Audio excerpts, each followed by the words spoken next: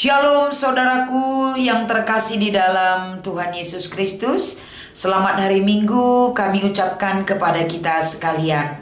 Saatnya kita akan memberikan waktu yang berkualitas untuk dapat mempersiapkan diri kita di dalam memasuki perenungan firman Tuhan yang akan kita layankan ataupun kita sampaikan kepada adik-adik kita di sekolah minggu. Saudaraku, firman Tuhan yang akan menjadi bahan perenungan kita di hari Minggu ini dari kitab Keluaran pasal 1 ayat 12 sampai dengan ayat 22. Sebelum firman ini kami sampaikan, kita meminta kekuatan dan pertolongan kepada Tuhan agar senantiasa dalam lawatan Tuhan bagi kehidupan kita diberikan hikmat sorgawi turun atas diri kita pribadi lepas pribadi. Kiranya firman ini mengingatkan kita dan memahami tentang kebaikan dan kuasa Tuhan yang begitu besar yang menyertai kehidupan kita. Mari kita persiapkan hati dan pikiran kita bersatu di dalam doa. Terima kasih Tuhan buat segala anugerah dan pertolongan yang Tuhan berikan bagi kami. Sehingga pada hari Minggu ini, setiap pelayan KKR, setiap anak-anak Tuhan yang memberi diri, waktu dan kehidupan untuk dapat mempelajari, mempersiapkan diri di dalam menyampaikan firman ini, berkati segala persiapan dan kemampuan kami. Di dalam nama Yesus kami berserah dan berdoa. Haleluya, amin. Saudaraku, kita akan membaca kitab Keluaran pasal 1 ayat 12 sampai dengan ayat 22.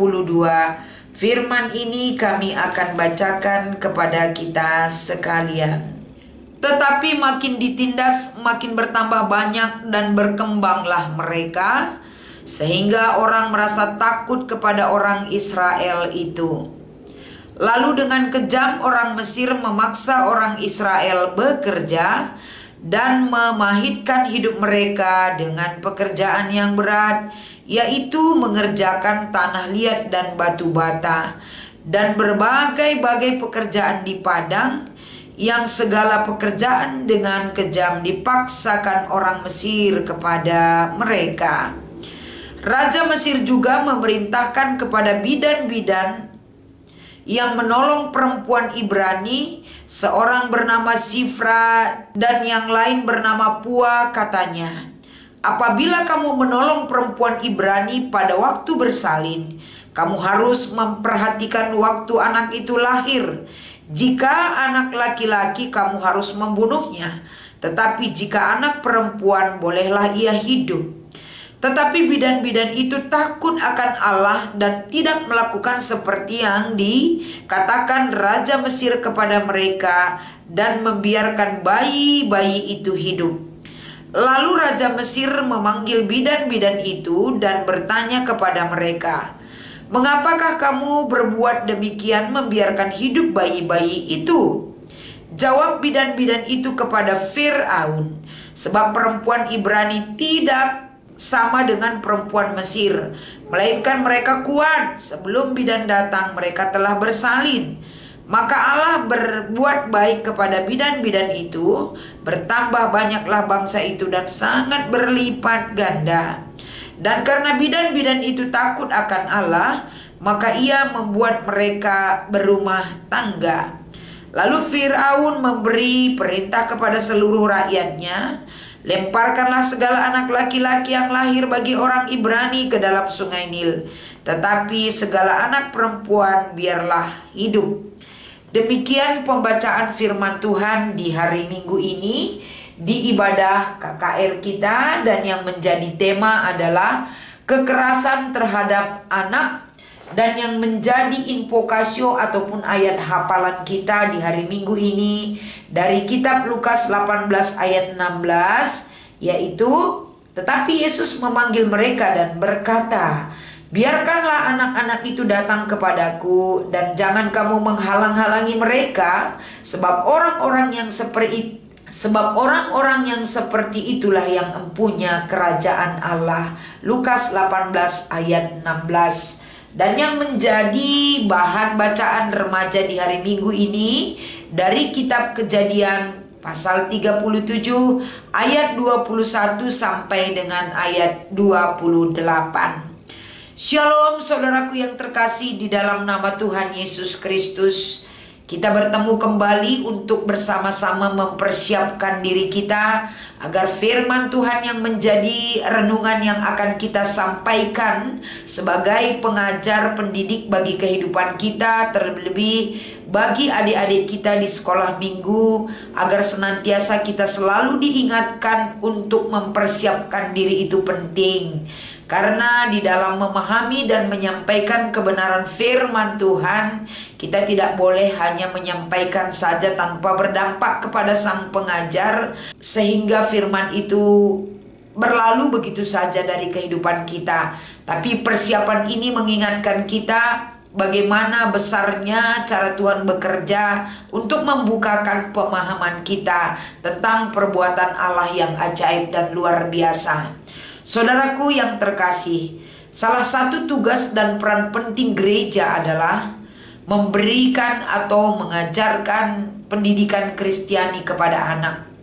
Pemberitaan dan pengajaran Kristiani itu kepada anak tentunya sangat berperan penting untuk dapat dilakukan oleh gereja itu sebagai sarana persiapan dan mempersiapkan bagi anak-anak kita sebagai anak-anak yang diwariskan oleh Tuhan bagi gereja itu untuk dapat dibimbing dan dibina kehidupan spiritualitasnya.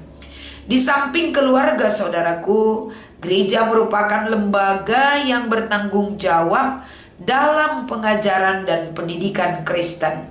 Ini merupakan sebagai acuan bagi kita bahwa bukan hanya gereja tapi keluarga juga menjadi partner gereja itu untuk sama-sama memberikan pendidikan dan pengajaran pendidikan Kristiani yang disampaikan kepada anak-anak kita. Pendidikan Kristen dapat dimulai dari usia sejak dini bagi seluruh kehidupan anak. Pendidikan ini tentu diharapkan menjadi satu hal yang mengingatkan kita sebagai orang tua, keluarga, dan gereja agar senantiasa anak-anak merupakan golongan yang penting di dalam gereja yang menjadi perhatian penting, dan pusat pelayanan itu juga perlu diberikan lebih besar kepada mereka. Berdasarkan baptisan, maka anak-anak adalah anggota jemaat yang sah yang memiliki hak yang sama dengan jemaat usia dewasa, yaitu sama-sama berhak menerima pendidikan, pengajaran, pelayanan di gereja tersebut. Sehingga kita tidak ada masalah diskriminasi karena mereka masih kecil dan anak-anak seolah-olah bukan menjadi pusat pelayanan yang seutuhnya di gereja. Tapi melalui renungan kita di hari Minggu ini, bagaimana kita melihat dari sudut pandang cara Tuhan menjadikan dan menciptakan segala-galanya, bahwa anak-anak diciptakan Tuhan hadir di tengah-tengah dunia dan di tengah-tengah gereja, di mana anak-anak hadir dan memiliki hak dan tanggung jawab yang sama. Karena kehadiran mereka di tengah-tengah kehidupan gereja sebagai anugerah Tuhan bagi gereja, sebagai anggota jemaat yang memiliki hak dan tanggung jawab yang sama yang boleh mereka terima di dalam kehidupan mereka. Saudaraku yang terkasih, dengan pembaptisan yang dilakukan kepada anak-anak kita, ini menjadi satu hal pematraian tanggung jawab gereja itu tentu berkesinambungan tetap dilakukan kepada anak-anak kita. Karena apa? Karena anak-anak bertumbuh di bawah naungan gereja, dan gereja itu tetap membekali mereka untuk tetap bertumbuh agar di dalam gereja merupakan bagian daripada keluarga-keluarga yang memiliki basis tempat pembelajaran itu tetap diberlakukan dan tetap dilaksanakan. Gereja wajib memimpin anak-anak dan mengajarkan anak-anak. Gereja wajib memenuhi kebutuhan anak-anak dalam rangka pertumbuhan iman mereka kepada Tuhan. Melihat situasi yang terjadi saudara-saudara pada perbudakan di Mesir, maka seorang anak laki-laki sangat ditakuti kelahirannya.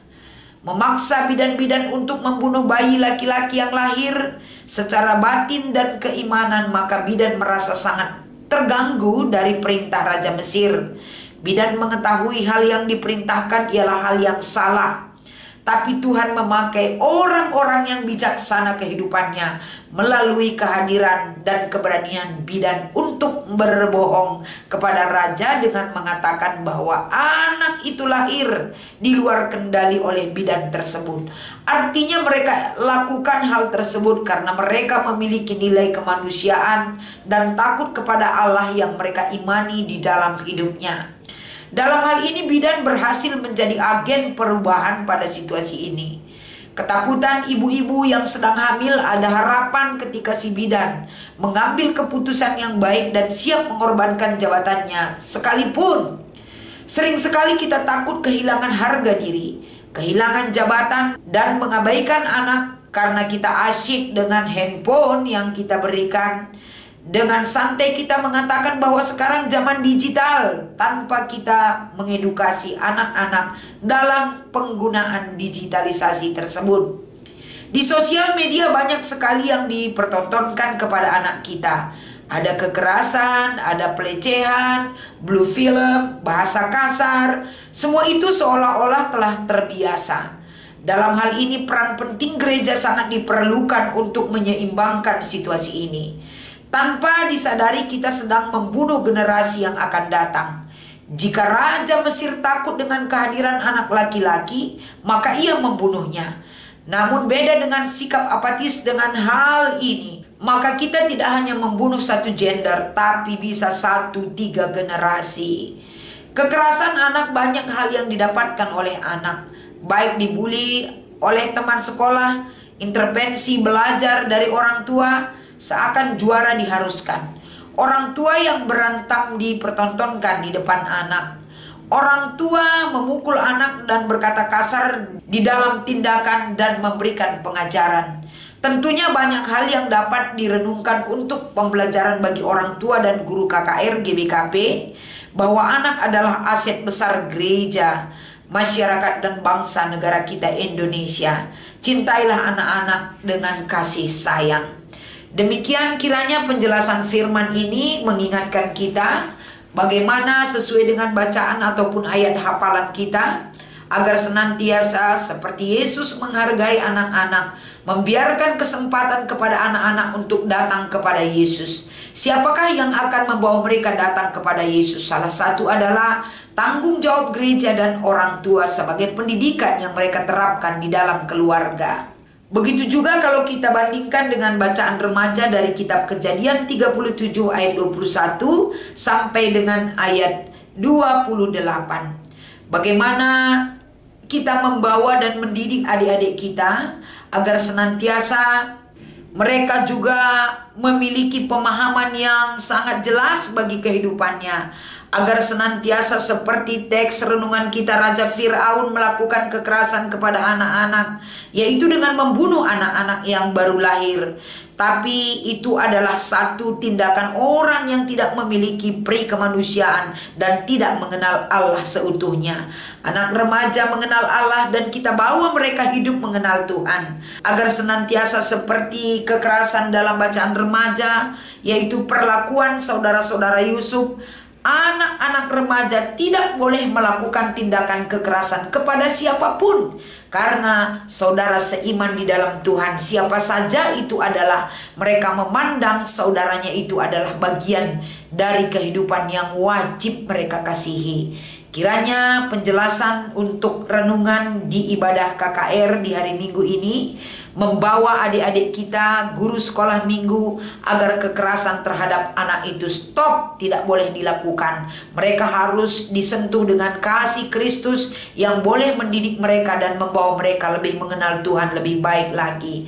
Firman ini diberkati oleh Tuhan dan senantiasa berguna bagi setiap orang yang merenungkan dan mempersiapkan diri, memahami dan hidup di dalam firman itu. Tuhan Yesus memberkati kita sekalian. Kita berdoa. Terima kasih Tuhan, kebaikan dan pertolongan Tuhan menjadi kekuatan bagi setiap anak-anak-Mu ya Bapa, agar senantiasa firman ini menyentuh hati kami, membawa jiwa kami untuk dapat membawa orang lain mengenal Tuhan lebih baik lagi. Di dalam nama Yesus kami mengucap syukur dan berdoa. Haleluya, amin.